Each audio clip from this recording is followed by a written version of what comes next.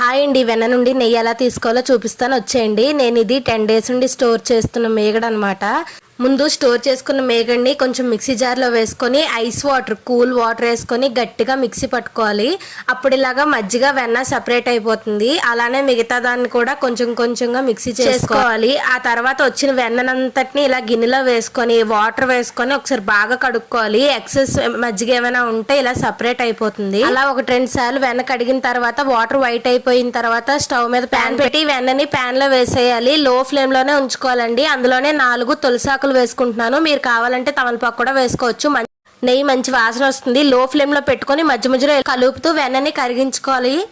అంతేనండి, చాలా సింపుల్. మొత్తం ఆ వెన్నంతా కరిగిపోయిన తర్వాత గాజు సీసాలోకి ఈ నెయ్యిని ఫిల్టర్ చేసేసుకోవడమే.